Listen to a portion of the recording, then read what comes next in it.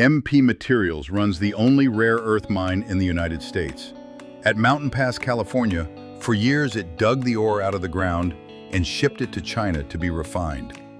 The reason that pattern is so hard to break has little to do with mining. It's what comes out of the rock alongside the rare earths. Thorium, a radioactive element regulated as nuclear material. So the question isn't where the rare earths are. It's why the country that can't mine them controls the one step that turns them into anything useful. There are two rare earth problems, not one. The light ones, neodymium, praseodymium, the West is slowly clawing back. The heavy ones are a different story. Dysprosium and terbium are what keep a magnet working when it gets hot. Inside an EV motor, a wind turbine, a guided missile. China separates roughly 99% of them. The West has the capital, the ore, and the customers. What it doesn't have is permission.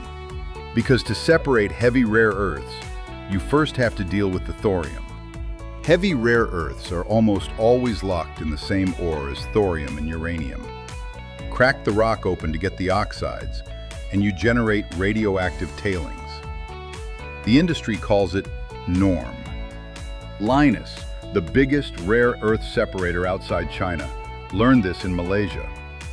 Its license was renewed in 2026, only if it stops producing the residue by 2031. The chemistry was never the hard part, the permit was. So if it's not mining and not money, what is it? Saudi Arabia's wealth fund and the UAE's Mubadala have near bottomless capital and cheap power. What they don't have is decades of chemical separation engineering and the radiological handling to run it safely. And China doesn't sit still. In 2025, it banned the export of its separation technology outright, then leans on spot prices whenever a Western project nears a final investment decision. The new plant starves before it opens. Vietnam sits on some of the largest reserves outside China.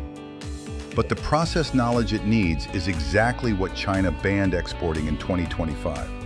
So the reserves just sit there, stranded assets, until someone hands over the technology. Which is why the headlines about giant new deposits in Wyoming, Norway, the deep sea, they don't move the balance. The rock still has to come to China to mean anything. The report behind this puts a date on it, roughly 2032. If the West hasn't closed the heavy rare earth gap by then, the advanced manufacturing that depends on these magnets, defense, robotics, aerospace, quietly relocates to wherever the processing already lives. The timing isn't a coincidence. Lynas has to stop making its waste by 2031. The Western deadline lands in 2032.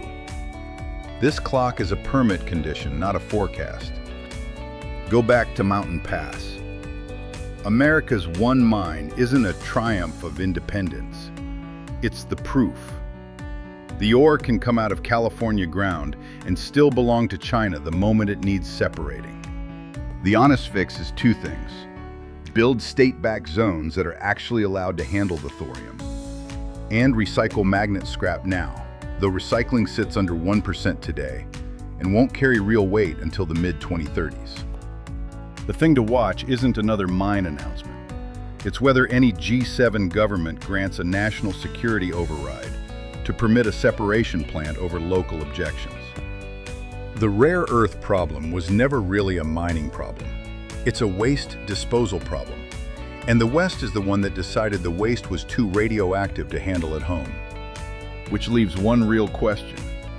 Is the West more afraid of the thorium it would have to store, or the dependency it gets for refusing to? It has until about 2032 to decide. After that, the decision makes itself.